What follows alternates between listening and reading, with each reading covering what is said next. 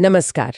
आज हम एक बहुत ही मशहूर किताब पर बात करने वाले हैं, नेपोलियन हिल की सोचो और अमीर बनो। हाँ, लेकिन हम सीधे किताब पे नहीं जा रहे हैं, बल्कि हमें इसकी एक काफी अच्छी समीक्षा मिली है। सही, एक समीक्षा जिसे 5 में से 4.5 स्टार मिले हैं, तो काफी मजबूत नजरिया होगा इसमें। बिल्कुल। और ये समीक्षा सिर्फ किताब की समरी नहीं है, ये उन बुनियादी उसूलों को समझने की कोशिश है कि भाई सफलता मिलती कैसे है। और ये सिर्फ पैसों वाली सफलता की बात नहीं है ना? नहीं, जिंदगी के दूसरे पहलू भी शामिल हैं। समीक्षा में एक लाइन है जो शायद पूरी किताब का निचोड़ है। मन जो सोच सकता है और जिसमें विश्वास कर सकता है, उसे वो हासिल कर सकता है। मन जो सोच सकता है, तो मतलब सारा खेल सोच का है। क्या समीक्षा यही कहती है कि बस सोचनो और हो जाएगा? सोचने से थोड़ा ज्यादा। समीक्षा जोर देती है तीव्र इच्छा पर। मतलब सिर्फ ये नहीं कि हाँ मुझे कुछ चाहिए, बल्कि एक जुनून, एक जबरदस्त लगन। अच्छा, एक पैशन होना चाहिए। हाँ बिल्कुल। समीक्षा के हिसाब से ये पहला और सबसे अहम कदम है। और इसके साथ ही आता है विश्वास। विश्वास किस पर? खुद पर या उस इच्छा पर? दोनों पर। अपनी इच्छा पर कि वो पूरी हो सकती है, और खुद पर कि आप उसे पूरा कर सकते हैं।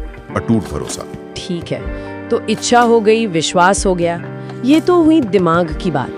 लेकिन क्या समीक्षा कुछ करने वाले कदमों के बारे में भी बताती है? हाँ बिल्कुल। दिमागी तैयारी के बाद एक्शन भी जरूरी है।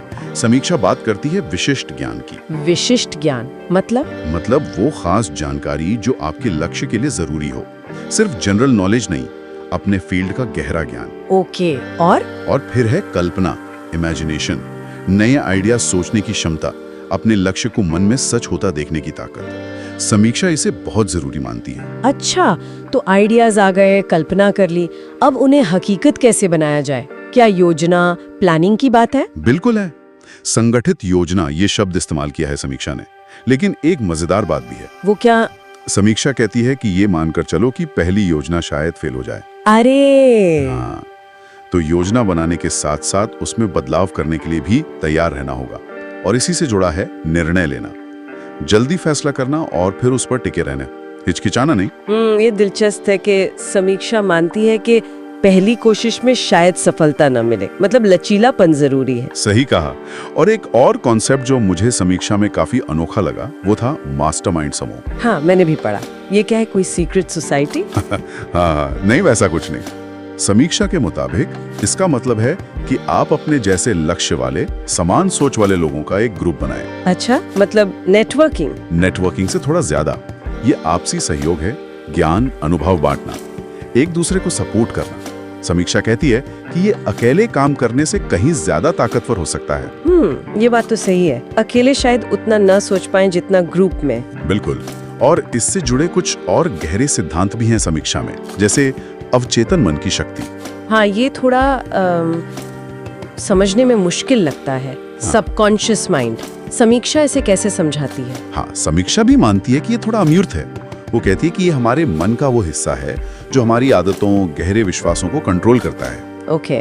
तो इसे लगातार सकारात्मक विचारों से अपने लक्ष्य पर फोकस करके इसे प्रोग्राम करना होता है, ताकि ये अनजाने में भी हमें लक्ष्य की तरफ ले जाए। और वो छठी इंद्री वाली बात, इंट्यूशन। हाँ, वो भी है। समीक्षा शायद उसे अनुभव और प्रैक्टिस से पैदा हुई एक गहरी समझ मानती है, जो कभी कभी लॉजिक से आगे की चीज बता देती है। तो अगर हम सब कुछ समेटें, तो समीक्षा का फाइनल टेक क्या है इस किताब पर? क्या ये वाकई अमीर बनने का नुस्खा है? समीक्षा का निचोड़ ये है कि ये किताब सिर्फ पैसे कमाने के बारे में नहीं है, ये उससे कई ज्यादा गहरी है। ये सफलता का एक दर्शन है, एक फिलॉसफी। अच्छा। जो आपकी सोच, आपकी मानसिकता और आपके अनुशासन पर आधारित है। समीक्षा कहती है कि अगर इन सिद्धांतों को सही में अपनाया जाए, तो ये जिंदगी बदल सकते हैं। तो क्या ये हर किसी के लिए है? समीक्षा तो यही मानती है। वो कहते हैं कि जो भी अपनी जिंदगी को बेहतर बनाना चाहता है, अपने लक्ष्यों को पाना चाहता है, उसे पढ़नी चाहिए। समीक्षा ने कुछ कमजोरियां भी बताई हैं शायद। हाँ, बताइए। वो कहती है कि सिद्धांत तो कालातीत हैं, मतलब टाइमलेस हैं, आज भी उतने ही काम के हैं। लेकिन क्योंकि किताब 1937 में लिखी गई थी, तो इसकी भाषा, कुछ उदाहरण थोड़े पुराने लग सकते हैं आज के हिसाब से। हाँ, ये तो हो सकता है। और कुछ कॉन्सेप्ट्स, जैसे वो अवचेतन मन वाली बात, शायद कुछ लोगों को थोड़ी अस्पष्ट या अमूर्त लगे। सही। तो यहाँ एक सवाल उठता है जिसका इशारा समीक्षा में भी है। अगर ये सिद्धांत वाकई कालातीत है, तो ऐसी क्या बात है इनमें? संगीत बना